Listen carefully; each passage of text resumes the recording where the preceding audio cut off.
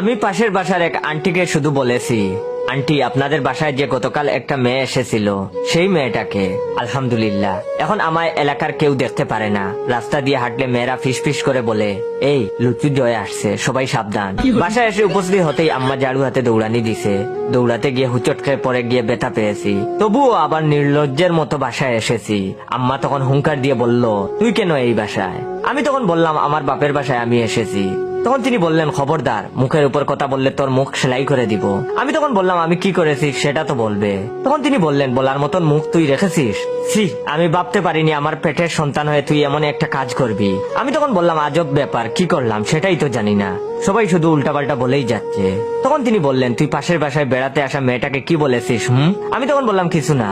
তখন আম্মা বললেন, তোরে করলা বাজি দিয়ে গাড়ামু হারামি, ফাজলামু করস? আমি তখন বললাম, তুমি কি নানি লাগো যে ফাজলামু করবো? তখন আম্মা বললেন, কিছুই যদি না বলিস তাহলে তোর আন্টি কেন বিচার দিয়ে গেল? সবাইকে বলে বেড়াচ্ছে তুই নাকি ওই মেয়েটাকে ডিস্টার্ব করিস, প্রপোজ করছিস, হ্যারাসমেন্ট করিস, এসব কি? আমি তখন বললাম, আম্মা বিশ্বাস করে এসব মিথ্যা। তখন তিনি বললেন, চুপ, একদম চুপ, এলাকার সব মানুষ কি মিথ্যা বলে? তোরে আমি হারে হারে চিনি। আমি তখন বললাম, চিনি নাকি গুড় সেটা পরে দেখা যাবে, কিন্তু আন্টি সত্যি মিথ্যা বলেছে।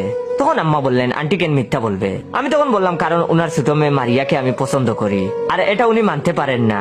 আমি কিন্তু উত্তেজিত হয়ে কথাটা বলে জিহ্বায় কামড় দিলাম, আর মনে মনে নিজেকে বোকা দেওয়া শুরু করলাম, আর বললাম, কিরে, আন্টির মেয়েকে পছন্দ করি এটা বলেছি?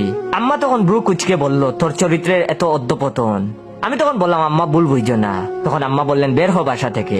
আমি তখন বললাম, আম্মা সরি। আম্মা তখন বললেন, এই মুখে আর কখনো আমায় মা বলে ডাকবি না।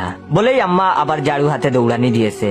আব্বাও মেসেজ করে বলে দিয়েছে, আর কখনো আমায় বাবা বলে ডাকবি না। তাদের দেখা দেখি ছোট বোনও ফোন করে বলেছে, তুমি আমায় বোন ডাকবা না, যদি ডাকো আমি বাসা থেকে পালিয়ে নেপচুন যাব। বোনের কথা শুনে আহমক হয়ে গেলাম। এই হতচ্চরি নেপচুনের কি বুঝে? মন চায় ঠুয়া মেরে কান লাল করে দেই। পেটে টান পড়লে বাসার কথা ঠিকই মনে পড়ে। আমারও তাই। রাত 10টার দিকে বাসায় ফিরলাম। আম্মা সোফায় বসে হিন্দি সিরিয়াল দেখছে। আমি দরজা দিয়ে মাথা দিয়ে ইঁদুরের মতন মাথা এদিক সেদিক করে তাকালাম, আর আম্মাকে ডেকে বললাম, আপু আসবো?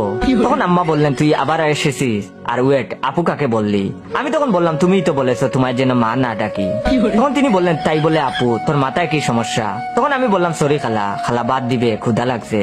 আম্মা হাতে টাকা রিমোট ছুঁড়ে মারলো। আমি দরজা বন্ধ করে দিলাম। রিমোট দরজায় লেগে লন্ডভন্ড। আব্বার কাছে গিয়ে দৌড়ে দাঁড়ালাম। আব্বা পত্রিকা রেখে আমার দিকে তাকিয়ে বলল, কি চাস? আমি তখন আব্বাকে বললাম, খালু ভালো আছেন? তখন তিনি বললেন, কি বললি তুই? আমি তখন বললাম, তুমিই তো বলেছো তোমায় যেন বাবা না ডাকি। তখন তিনি বললেন, তুই কি কখনো শুধরাবি না? আমি তখন বললাম, না খালু, ক্ষুধা লাগছে, খালাকে বলো বাদ দিতে। তখন আব্বা বললেন, চোখের সামনে থেকে সর। আমি তখন বললাম, সরবো না, বাদ দাও। আব্বা তখন পায়ের স্যান্ডেল খুলে ছুঁড়ে মারার আগেই আমি কেটে পড়লাম।